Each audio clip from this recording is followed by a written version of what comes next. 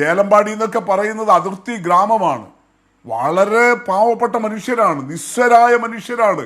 അവിടെയുള്ള ഈ സാധാരണ മനുഷ്യരുടെ ഇടയിൽ നിന്ന് ലീഗിന്റെ വലിയ നേതാവായിട്ട് പ്രവർത്തിക്കുന്നയാളാണ് PK മസൂദ്.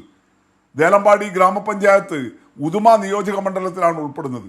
നിയോജക മണ്ഡലം മുസ്ലിം ലീഗിന്റെ നേതാവാണ് മസൂദ്.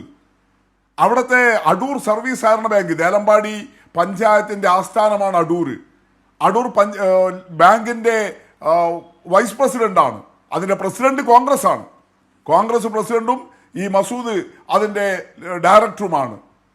അദ്ദേഹത്തിന്റെ കൈവശത്ത് നിന്ന് 123 കിലോ കഞ്ചാവാണ് പിടിച്ചത്. 123 കിലോ കഞ്ചാവ് ആർക്ക് കൊടുക്കാനാ? എവിടെ കൊണ്ടുപോയി കൊടുക്കാനാ? അവിടെ നിങ്ങൾ കാണേണ്ടത്, അവിടെ അടൂർ ഗവൺമെന്റ് ഹൈസ്കൂൾ ഉണ്ട്. ആ അടൂർ ഗവൺമെന്റ് ഹൈസ്കൂളിനകത്ത് ഇവര് നമ്മുടെ ഈ SPC സ്റ്റുഡൻസ് പോലീസ് കാഡറ്റ് അതുപോലുള്ള സംവിധാനങ്ങൾ പ്രവർത്തിക്കാൻ അനുവദിച്ചില്ല.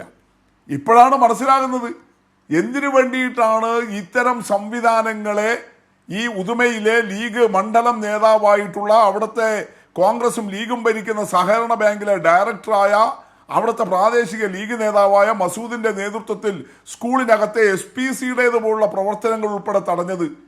ഇവരുടെ കഞ്ചാവ് കച്ചവടം നടക്കണം.